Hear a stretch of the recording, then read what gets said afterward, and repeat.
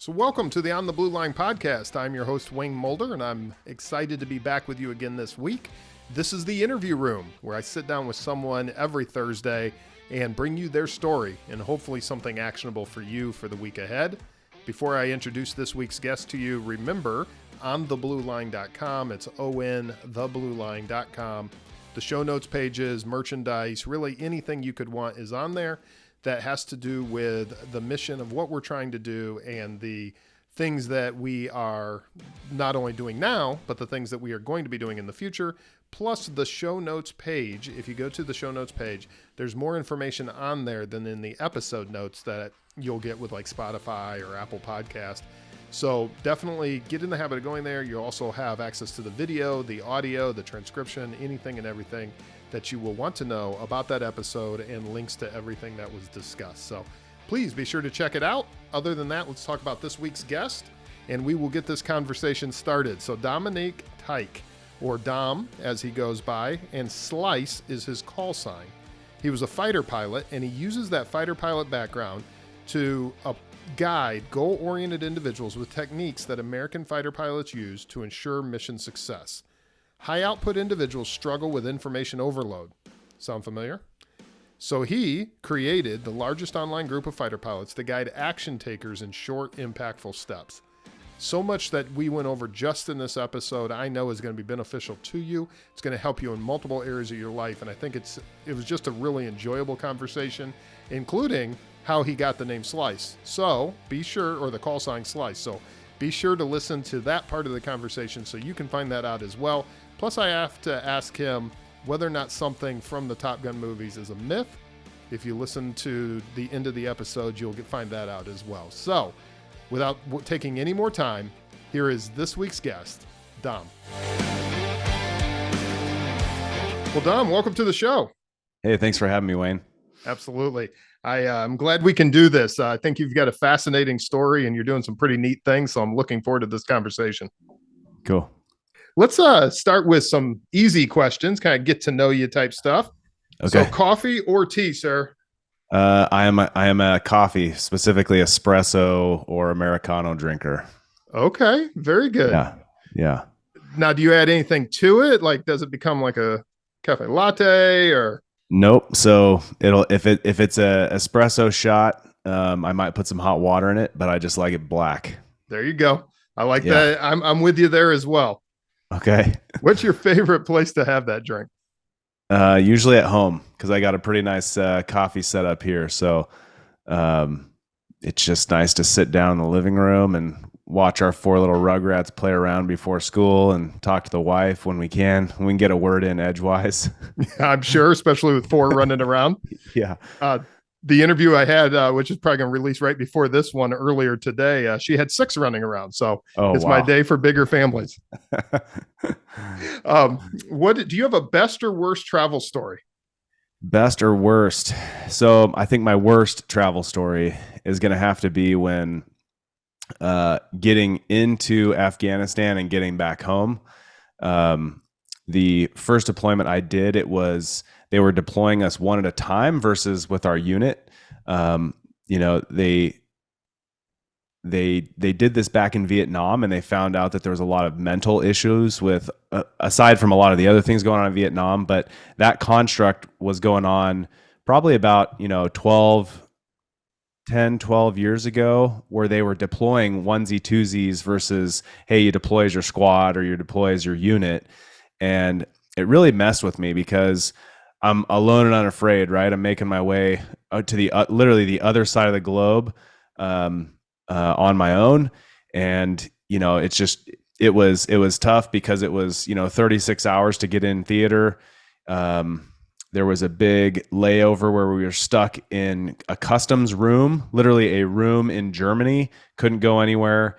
And then, that deployment, it went a little bit longer at the time. 6 months was typically the thing. And every day that you go longer, you start to, it's from what I've been told, the guys that got caught in Vietnam, when they put a date in the sand where they're like, you're going home on this date, and then went past that tends to lead to some like bad mental states. I can imagine. So mine ended up being 7 months. And then getting home, it was 36 hours for me to just get to Baltimore in Maryland. And I just remember zombie walking off the, off the airplane, just like, oh, I made it back to the US. And that was the worst part of the trip, right? Was just leaving. I was newly married. My wife and I had spent 2 years long distance dating before we got married. So I was newly married. I went on that trip, and then coming back in, as I was zombie walking off the ramp, my uncle who lives there, he brought his family out, and they probably didn't know that they shouldn't have done this, but I had been traveling for 36 hours and going through like all these different, processing places around the world to get there. And the little dude one of his kids jumped on my back. And oh my gosh, I was not, I had just gotten done wearing battle rattle. We got shelled about 56 times on the base that I was at. Wow. We were living in Kevlar tents with 150 Army dudes, and I'm an Air Force guy, so I'm used to a little bit nicer gig. And then I've heard that rumor. Yeah, that happened. And it was awesome though, because after I got over the shock of somebody jumping on my back, he took me to a hotel, and I remember taking a 2-hour shower, because over there, there were 3 showers per about every 100 to 150 people. And you'd turn them on, and the shower would fill up with water, and you can only imagine the stuff that's in the water and the pipes.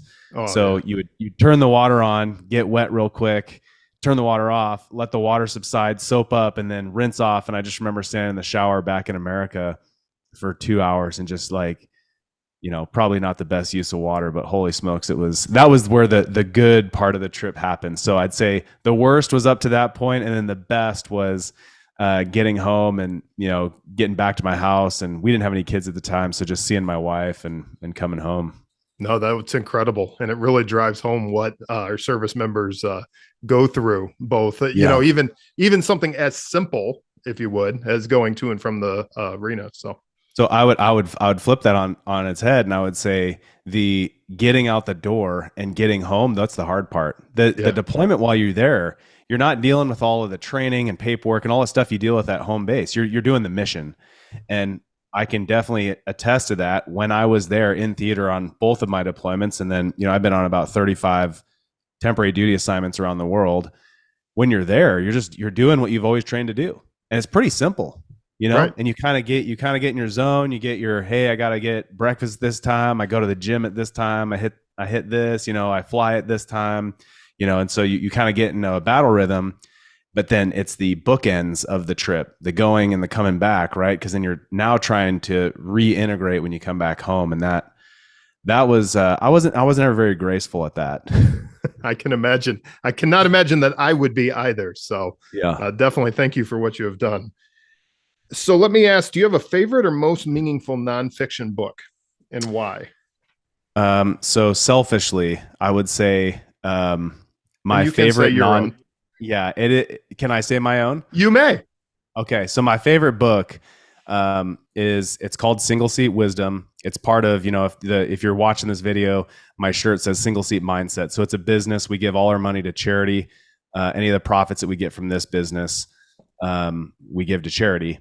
And then within this one, basically, we're a bunch of fighter pilots. We're the biggest online group of fighter pilots that have come together to put our stories, give back, and to put our stories on paper. So the first book we wrote was called Single Seat Wisdom. It's a series of books. We're getting ready to publish the second one on Veterans Day this year, so November 11th, 2022. Yep. And the reason why it's my favorite book is that there are 20 stories in there, each written from a different fighter pilot.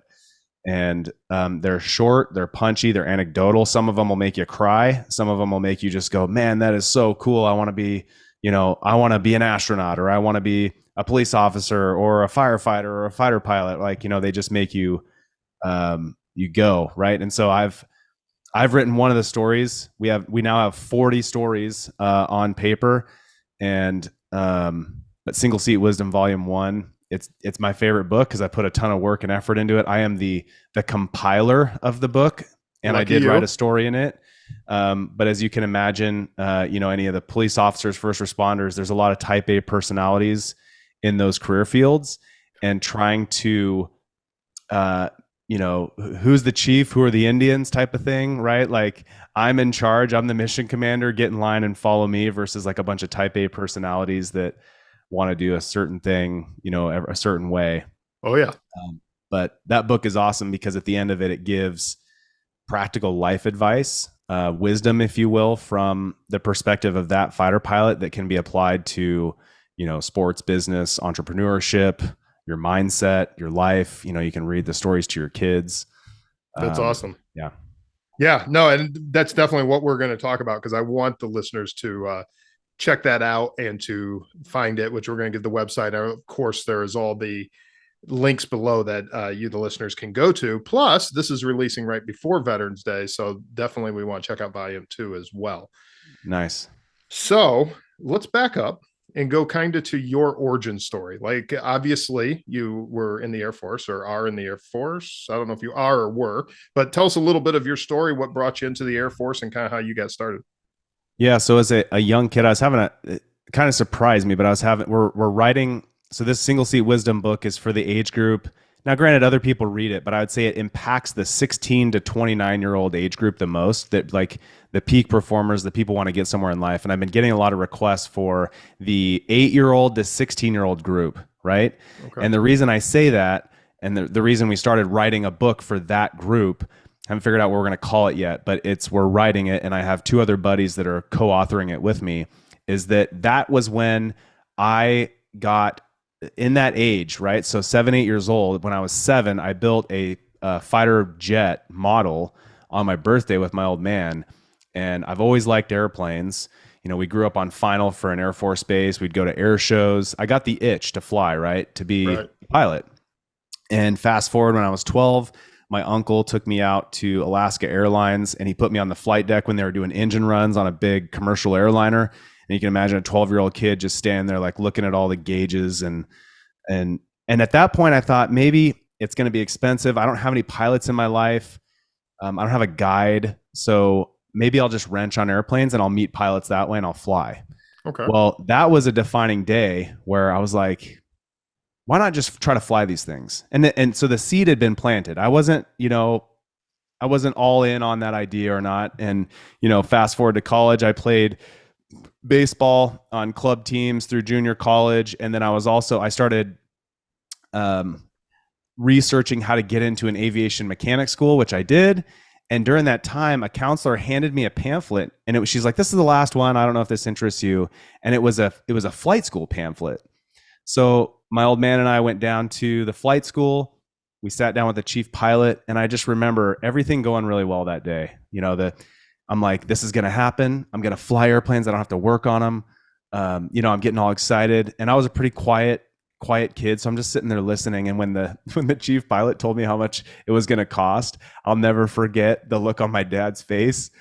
And I was like, oh, there goes my dream to fly airplanes. But dad supported it. He saw the spark in me. And it kind of took off from there. Right. So I was a civilian flight instructor. When I was 18, I was pretty hardcore. I flew 5 days a week. I was working 3 jobs. I just really wanted to do it. I wanted to make something of myself. And then at about 20, I was researching flying for SkyWest Airlines or the Air Force. And the Air Force recruiter lost my paperwork 3 times, which was tough because I lived in Tucson, Arizona. I drove an old Volkswagen with no air conditioning that would overheat. So I had to turn the heat on a lot of times just to get around.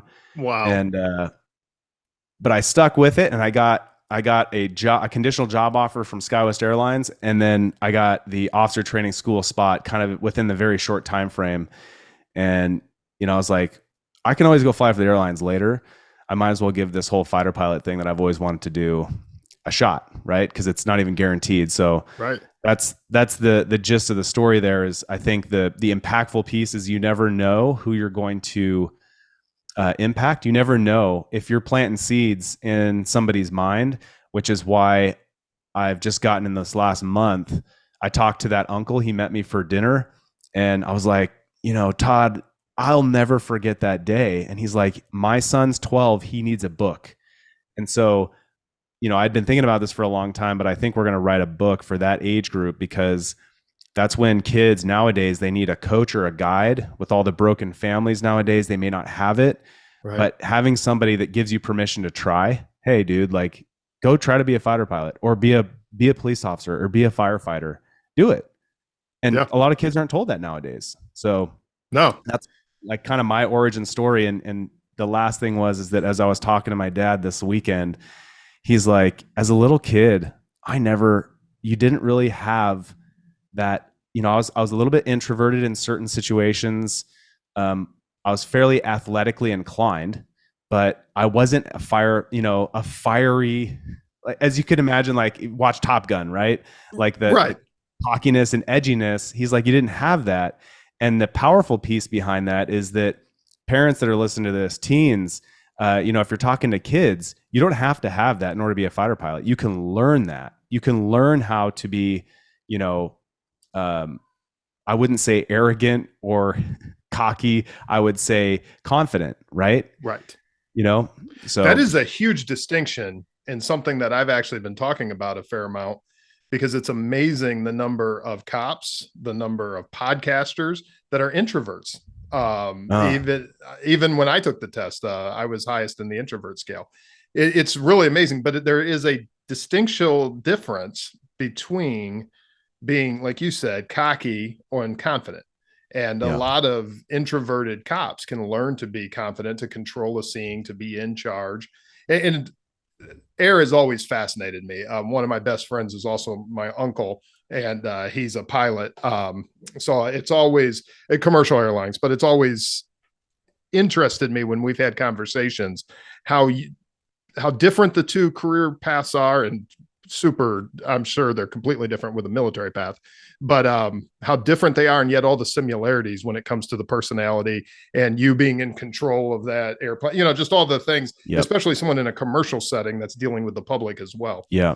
So it's really, and I didn't know that until meeting this. There's a police officer that's part of my Christian men's group, and just talking with him and being like, how do you guys go? One day it just hit me. I was like, dude, you guys you're doing a deployment every day. Like when you put that stuff on, that switch flips. When you walk up the side of a car and somebody rolls their window down, you're just on edge. And I was like, dude, I probably sound really dumb right now to be saying this, but I'm like, my hat's off to you, because, we compartmentalize, which has its own issues, right? Because you don't deal with you don't work through a lot of that, especially if you're type A. You're just like, no, I got this, right? A big thing in our career fields. But it was kind of cool to talk with him and just be like, wow, it's crazy. You guys, you bring that stuff home for so many years, and if you don't have a strong group that you're part of, not your wife, not your family, right? A group outside of that you can air your grievances or lean on somebody else or ask them questions. It's powerful, but it's hard to learn if you haven't been taught that. Yes. And if it's not natural, because I've been fortunate to be a part of some strong men's groups as well, things through the church and so forth. And I talk to guys that, that's not as natural or not something that they've done. And you're right. They end up internalizing so much of it. Yeah. And so real quick, Wayne, you had mentioned introvert, and somebody with a much larger brain than me volunteered this idea about introversion. And it kind of goes back to what my dad said this last weekend, which was I didn't really see you as a fighter pilot, right? So we're putting a label on somebody. And then now that I am, it's like, okay, our plastic brains, you can grow into that. You can learn that. Your mindset can change. You can have coaches and guides to help you get there. But in regards to introversion, I think the person or the book that I was reading, I can't remember where I heard it, it's contextual. So, what I get at by that is, if you were to put me, so I was 18 and I was teaching, I had 12 civilian flight students. So I had guys that were engineers that were 56 to 65 years old. I had 16-year-old high school kids that I was teaching. I was 18. And if you put me in front of them to teach, I was a pig in mud. I was happy. I could talk. That was my gig. When I was 14, I was a downhill ski instructor. And that's where I kind of broke out of my shell and knew that I like to teach people. But then if you put me in like a social mixer, like, dude, if you brought me to like a cop convention and, you know, people are like having drinks and stuff, I'm going to be that dude that's pretty quiet because Yep. I have no idea. And I'm going to be the introvert. So I think contextually, if you put me in front of a bunch of fighter pilots to teach them, you know, because I teach at the schoolhouse here, I'm open. I'm like, hey, this is it. And granted, my introversion has kind of waned a little bit now that as I gotten older, but I think that's important for people to know is that you can train yourself into that.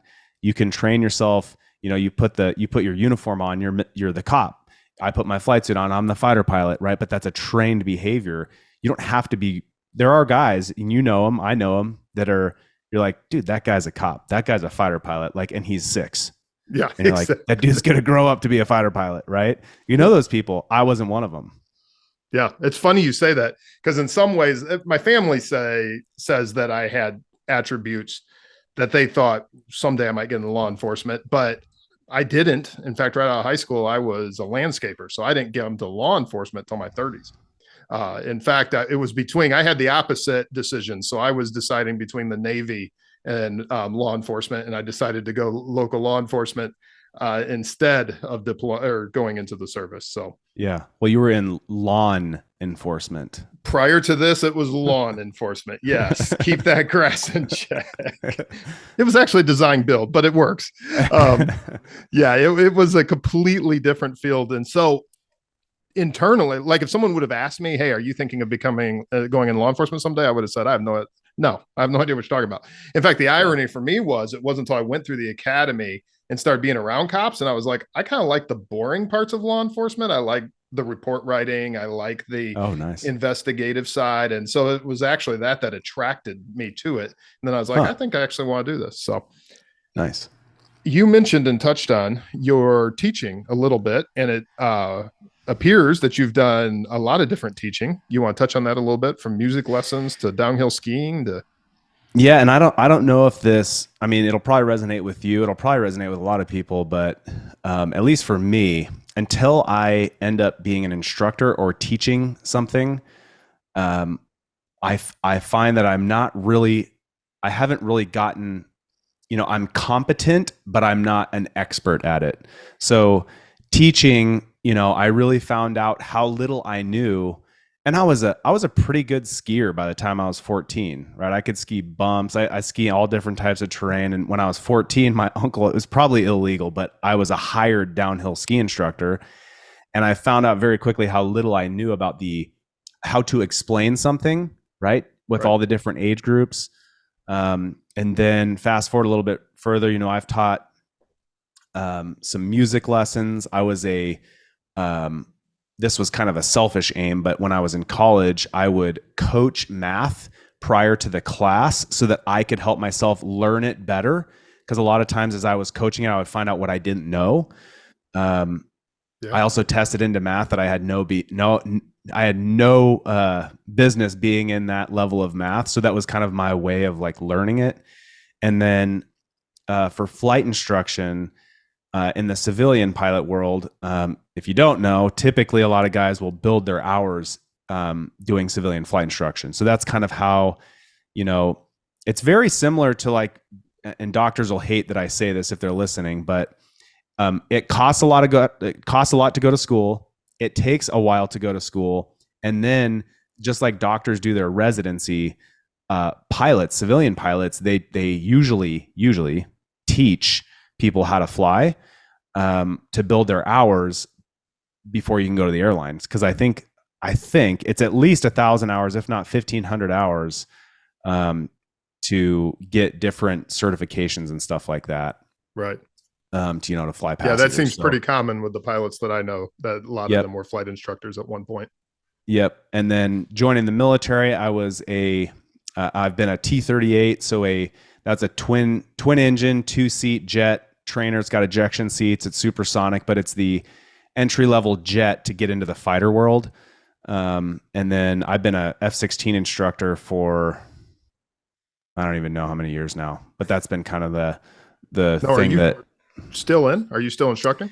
Yeah. So I'm a full-time reservist. I'm on the same orders as you would as you would have if you were active duty. So I can deploy and do all that stuff. But because I'm a reservist, I get a little bit more control over where I request to live, which has been nice because before we got here to Phoenix, we had 6 moves in 10 years. And that was a lot for the family. Yeah. Especially the little ones, I'm sure.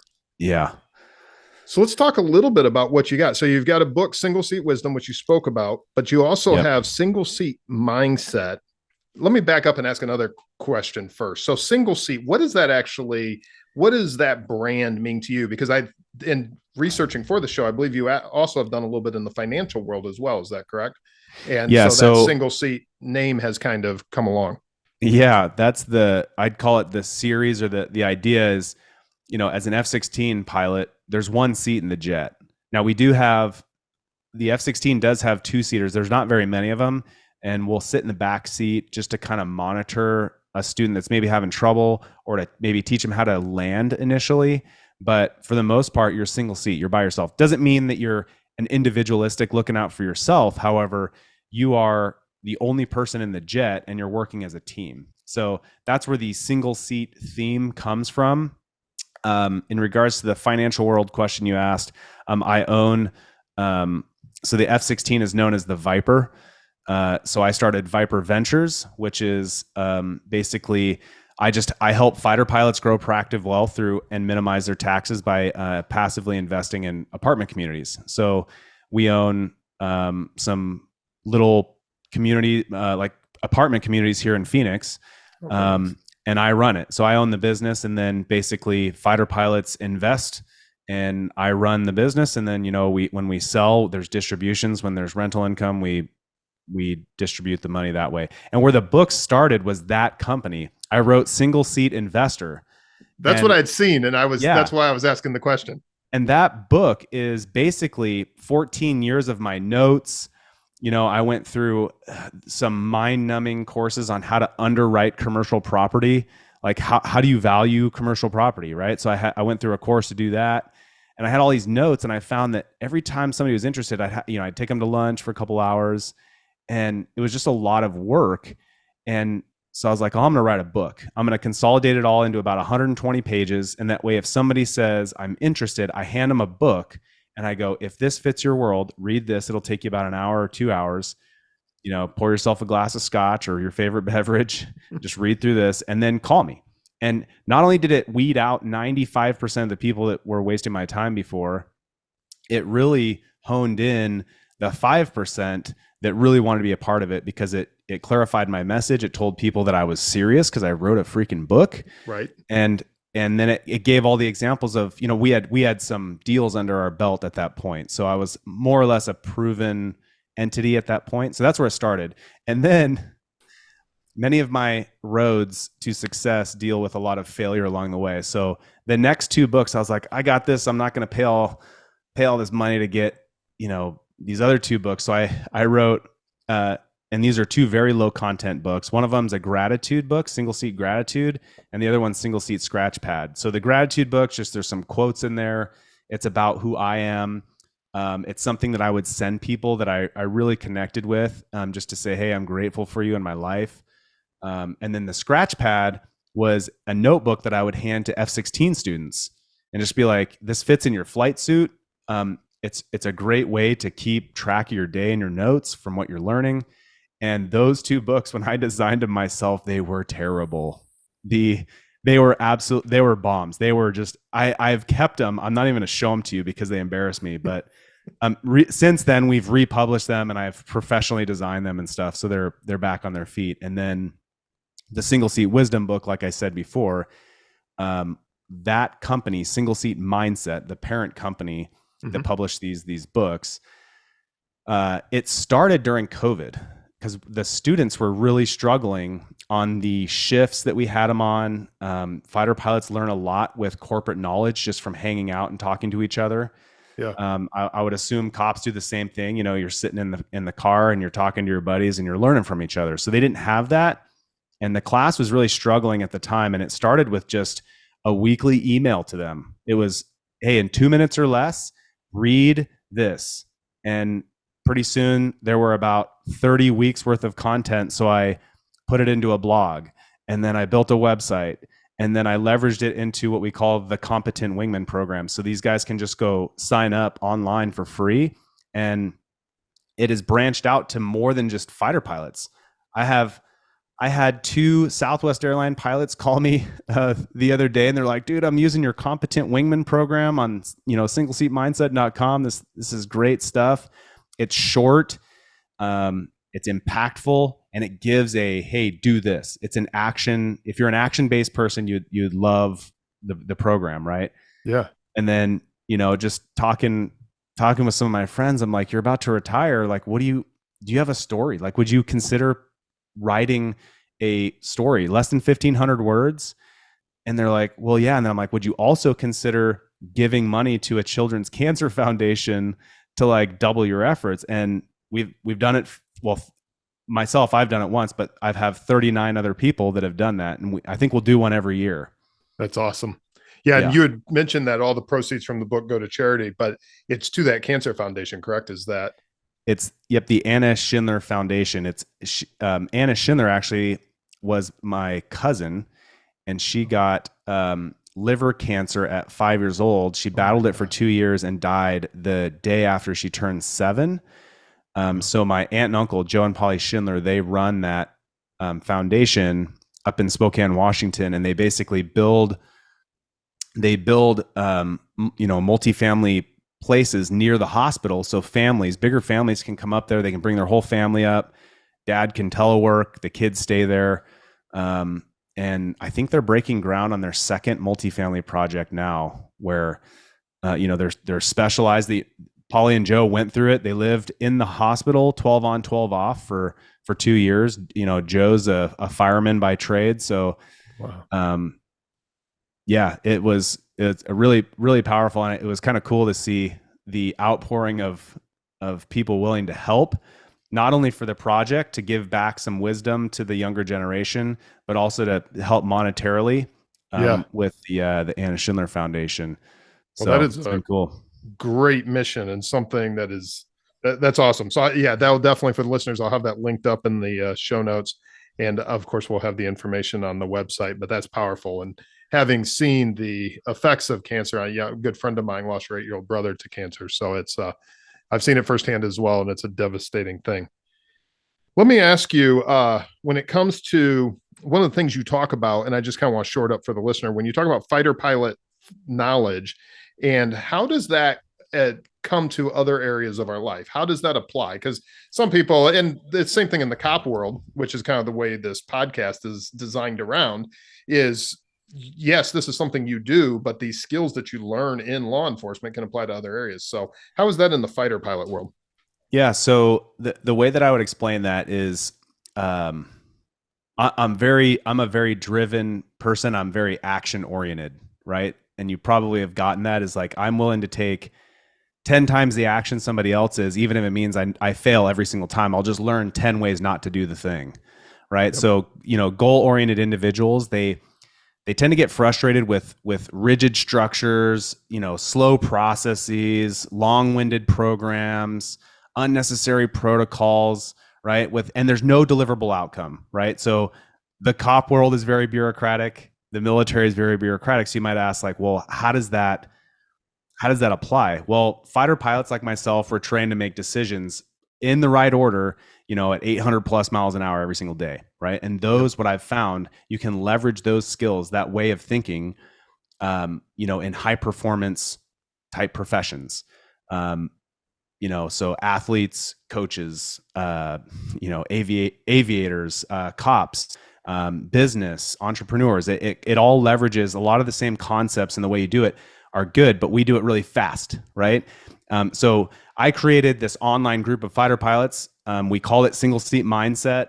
And it's the largest online group of fighter pilots guiding action takers in short, impactful steps, primarily to avoid the failures a lot of us have made, but it also allows them to control their path to success. Using, what do they say? The smart person learns from their mistakes. The wise person learns from others' mistakes. Yes. So that's how I would say the single seat mindset kind of applies outside of that, because I've been asked that before, right?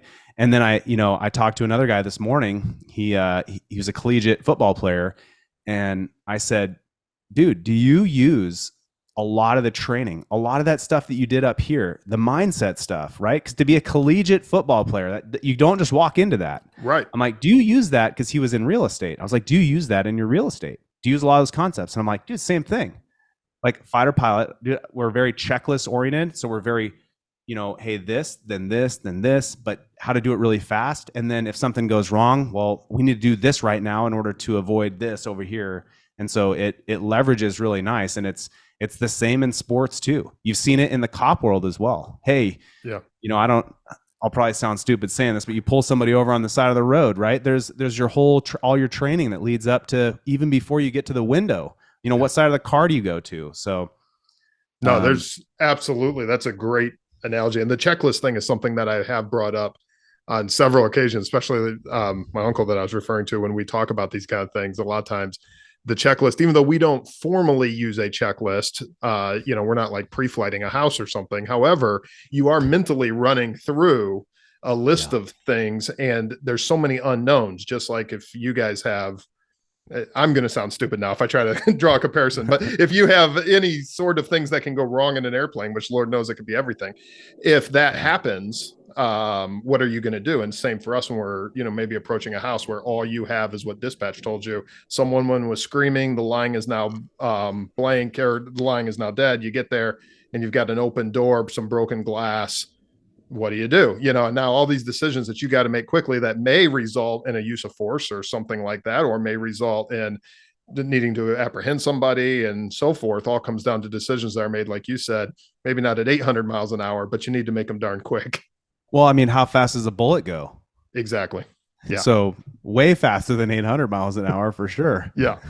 No, that's a good comparison. Yeah. It's definitely in that moment and in the few scenes that I've been in that become something like that.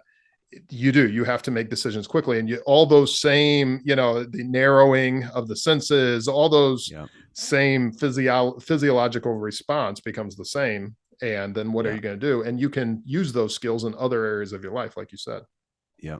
And that training, it started back in Vietnam, where they found that you could mold a plastic brain and you could train somebody to basically make those trigger responses, right? You go to the shooting range, you're shooting. You're just training your brain that is the response. One thing happens and that means do this, right? And you see that a lot in our training, where the downside, the good side is when something bad happens, boom, you're trained. It's not even a knee-jerk reaction. It's just, you're not prefrontal cortex, your motor cortex. You can, it's like standing in the batter's box. If you hand somebody a baseball bat and say, I want you to think really hard about how to hit this baseball, it's going to be really hard. Yep. But if you've hit 100,000 baseballs from the time you were a little kid up until, junior college, it's reactionary. It's your motor skills just making it happen. And the same thing, it can be trained in the cop world. Some people have more natural, innate, abilities, but that doesn't mean that you're not trainable, right? As long as you're willing to put the time and effort into it. I find the guys that are the best, most natural fighter pilots are the ones that grew up playing sports. So they're fairly athletic. They have a little bit of swagger, but they know how to control that, especially when they're young. That wasn't me. They're a little bit less introverted, but I'm not saying that that's a downside either. And the best ones are are able, right? They have kind of an innate tendency to be able to learn stuff, but also to adjust, right? Because I've flown with some really good students until something goes wrong, and then it goes really wrong really fast, to where we just safe everything up when we come home. But I've also flown with some students that are they're competent where they are in the program. They're not the best, but then something goes wrong and they can adjust to that, right? They're good on their feet. And that was me. I wasn't the best student. I was pretty good. I put my work in, but I grew up riding dirt bikes and lighting my neighbor's mailbox on fire and shooting bow and arrows up into the air, like we shouldn't do. And I grew up doing that. Exactly. Back then it was okay. Nowadays Yeah. people lose their mind. But Yeah. Yeah. that's fascinating. That is absolutely interesting. And I like how you broke down the attributes of what makes a good fighter pilot. I find that very interesting. And I find that is similar in the law enforcement world, especially the whole thing you were saying with sometimes your best students, your people that know it with the head knowledge the best, is not the person you want to be next to when you're going into a scene that's about to Yeah. go to heck really fast. Yeah. So You need the redneck, or you need the dude that grew up in the hood that can think on his feet. He's got some street smarts, right? exactly. Yep. You know, because I've met a lot of very academically smart dudes. There are guys that have gone to MIT that come through training. And I'm Wow. not saying that they're not good on their feet, but that is not the sole determining thing, right? So if you're looking at a guy's background based on his college education, you're going to, that's one delineator, right? I've Yep. known a lot of kids that, actually were pretty terrible starting out, and they just put the time and effort in. They said that, you know, I suck, I need help, and they got back on the horse and they graduated and they were very competent fighter pilots. Wow. That's really interesting. Let me ask you, I got it because you teased it out in the notes that I was looking over. So I have to ask, what story do you tell about yourself that gets the most laughs from your audience? um there's so many. I Okay. think Well, then let us hear at least one of them. well, so a lot of people ask where I got the call sign Slice, because that's my, you know, my handle, or whatever it's my nickname within the fighter pilot community. And just like a fraternity, or I'm sure the police force, any really tight knit group, they're going usually ends up in getting a nickname of some sort. So Absolutely. it's a big deal in the fighter pilot world to get a call sign, to be named by other fighter pilots. You don't choose it yourself. That's a misnomer. So I'm a young fighter pilot. I'm still learning quite a bit about myself and the jet and just life. And we take off to do. I'm at my first combat base. I'm going to take off and do my first very high intensity sortie. That it's dogfighting, right? So that's an easy term. We call it something a little bit different, but is dogfighting, where you basically check away from your instructor pilot, and when you turn in, you're pointing at the other jet, and you pass 500 feet from each other, and we're both doing over 500 miles an hour. So our closure rate's over 1,000 miles an hour. Wow. And then just like on, you know, Top Gun, right? As soon as you pass, you know, off the side of the other jet, it's fights on. And it's whoever can kill the other aircraft faster using the tactics that you're supposed to use, right? Okay. So we had done several sets. We had landed, we had gotten gas, which the F-16, they can gas us up while we're running. So you eat your lunch in the jet while they're gassing you up, and then you take off again. So I'm on my second flight, sortie is what we call them. And I'm on like the last set. So it's the fourth, fifth, or sixth set. I don't remember. And my instructor goes vertical. He just takes it up in the vertical. So I run the best vertical maneuver that I know how to run, and we start breaking training rules together. So he's breaking a training rule, I'm breaking a training rule, and what ends up happening is we point at each other too long, and we end up doing a close pass. And I just remember looking at the top of my canopy out of the jet and seeing his jet just completely. You know, I was like, man, I hope he doesn't take the tail off my airplane, type of thing. It wasn't that close, but it went so fast. And then, you know, fast forward a little bit, on a Friday night, they're doing what's called a naming for all the new punks. And my name comes up, and I had been fixing a lot of stuff in the squadron. So I unplugged a sink with, you know, coffee grounds and dip spit. And I had put, you know, whiteboards up and fixed a bunch of TVs, and they wanted to call me MacGyver because I just fixed everything, which whatever, that'd have been fine. That would have worked. Yeah. Yeah. But they said I tried to slice my instructor in half. And at the time I was in the, a squadron, the Samurai, and it was in Japan. So it's kind of like the sword. I tried to slice the instructor in half, and it kind of just fit at the time. And yeah, that's how Slice was born. That's a great story. Yeah, I haven't met any other Slices in the Air Force, which is kind of cool, because sometimes you'll meet other dudes with like Bodie or, Haas or whatever, right? Like whatever their call sign ends up being, you'll find that maybe it's happened another time where somebody else got that name. But in my case, I'm the only slice that I know. I do like to play golf. I don't slice when I play golf. So it's not a golf term. It's because I almost died. But that's my slice story. I like it. Yeah. That's awesome. It does answer one question though, for all the people who have no idea what we're talking about when it comes to planes and stuff. So you actually cannot invert and flip off the other cockpit, unlike Top Gun. Is that what I'm hearing? Can you?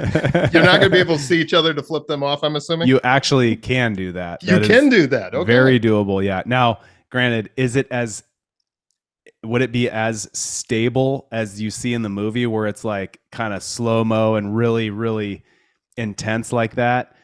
I would think that the Navy Blue Angels, maybe the Air Force Thunderbirds, like those demonstration teams, they train to fly that close all the time.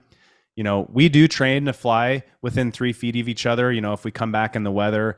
But it's not something that's not our primary thing, right? Like we're not show pilots, we're combat pilots. Whereas that's very doable. You can flip the jet upside down, especially the F-16. It's very maneuverable and just fly, right on top of the other aircraft like that if you wanted to.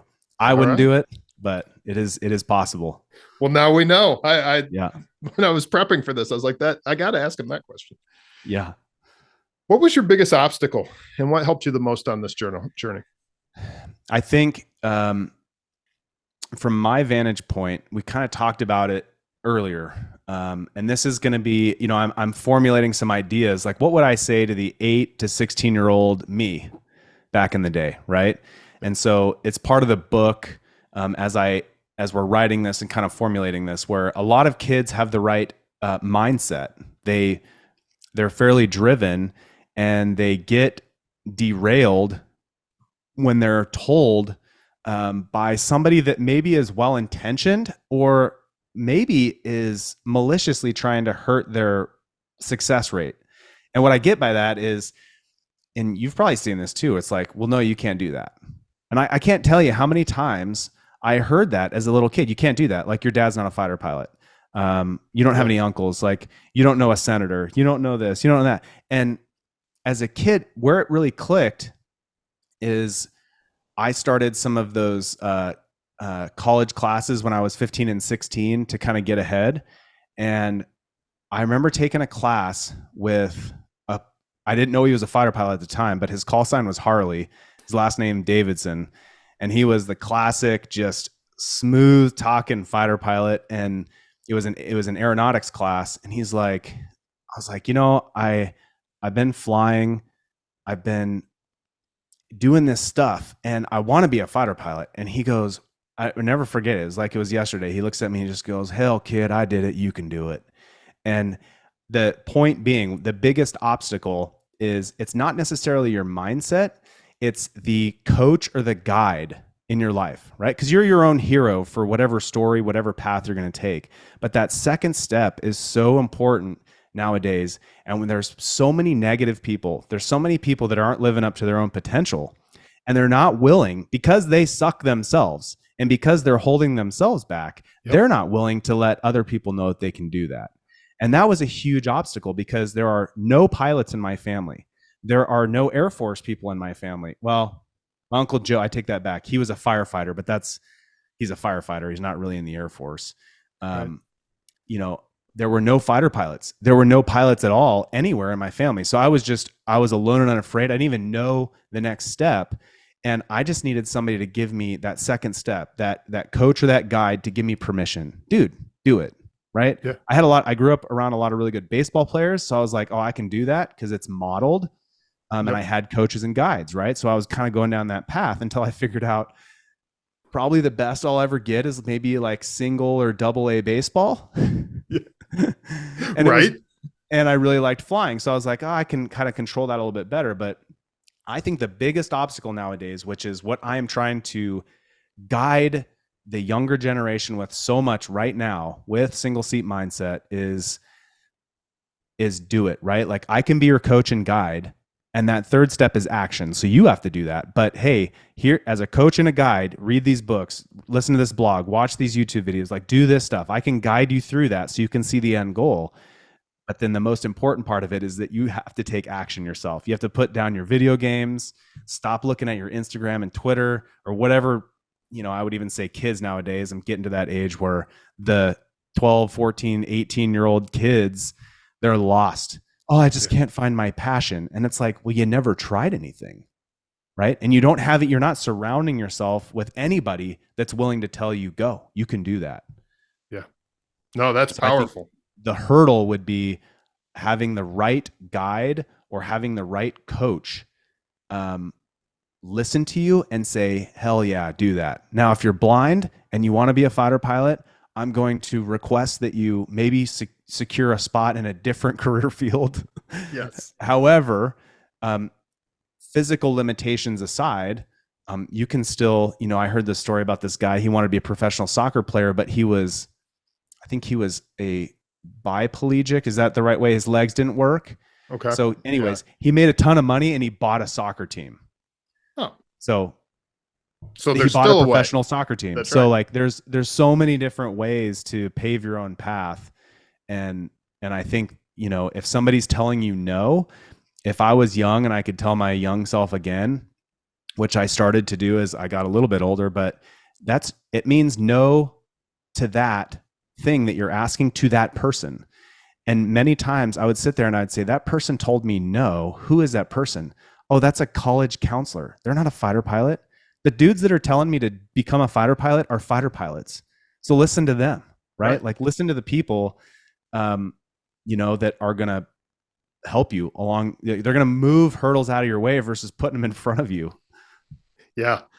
No, that's good. I think that's powerful.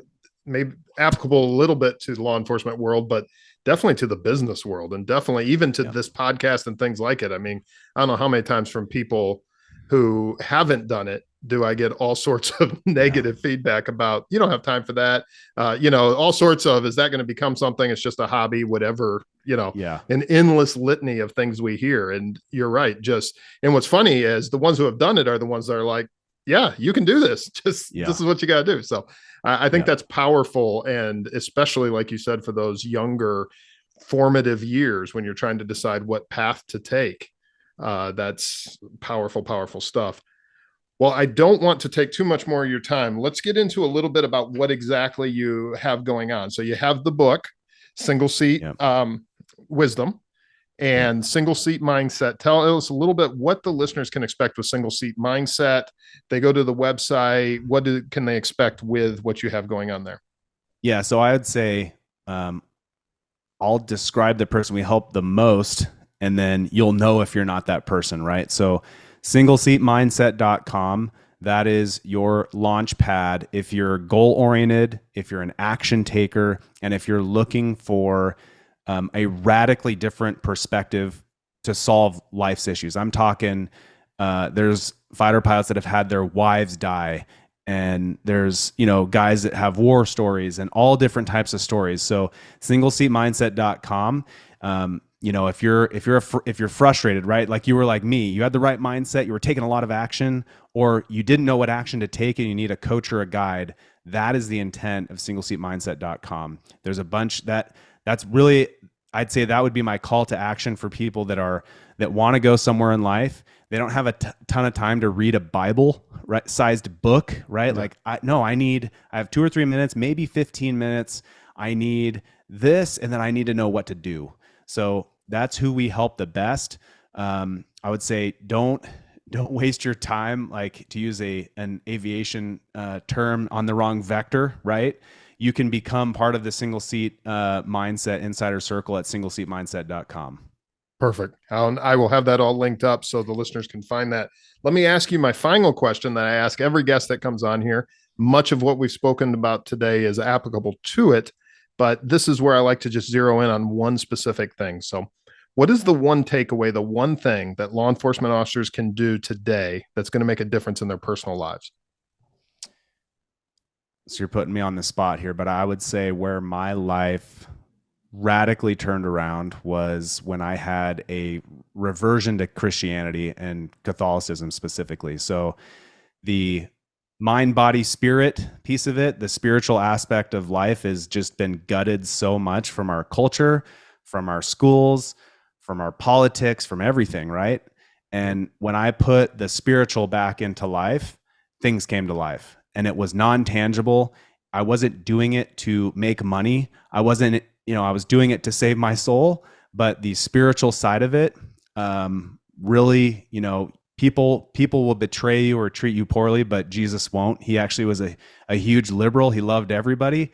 He did have some pretty cool rules, but almost 2 years ago is when that happened, where I don't know if it was the Holy Spirit.